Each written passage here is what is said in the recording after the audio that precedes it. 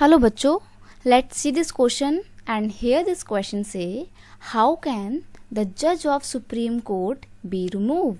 Question आपसे बोल रहा है कि सुप्रीम कोर्ट के जज को उनकी पोस्ट से कैसे रिमूव किया जा सकता है, कैसे उनको उनकी पोस्ट से हटाया जा सकता है। तो यहाँ पे क्वेश्चन का की कॉन्सेप्ट है रिमूवल ऑफ सुप्रीम कोर्ट जज। अब देखिए उनको उनकी पोस्ट से ऐसे ही नहीं हटा सकते हैं, इनको हटाने का एक बहुत लंबा प्रोसेस होता है। उस प्रोसेस का नाम क्या होता है वो हम यहाँ पे जानेंगे।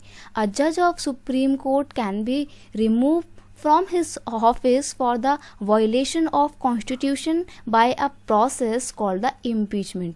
यानी कि किसी भी सुप्रीम कोर्ट के जज को या हाई कोर्ट के जज को भी अगर उन्होंने किसी भी कॉन्स्टिट्यूशन के लॉ का वायलेशन किया है तो उनको हटा सकते हैं, और जिस प्रोसेस के थ्रू उनको हटाएंगे उस प्रोसेस का नाम है इम्पीचमेंट। याद रखिएगा, प्रेसिडेंट को हटाने के लिए भी इम्पीचमेंट के प्रोसेस को ही फॉलो किया जाता है। दोनों को हटाने का सेम प्रोसेस है।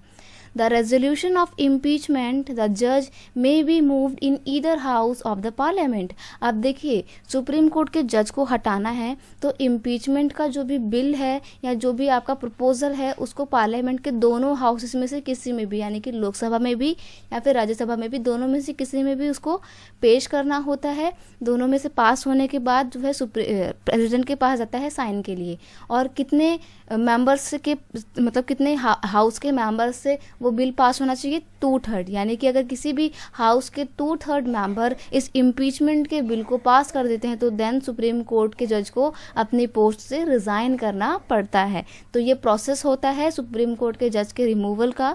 इस प्रोसेस का नाम है impeachment. I hope you understand it well. Best of luck.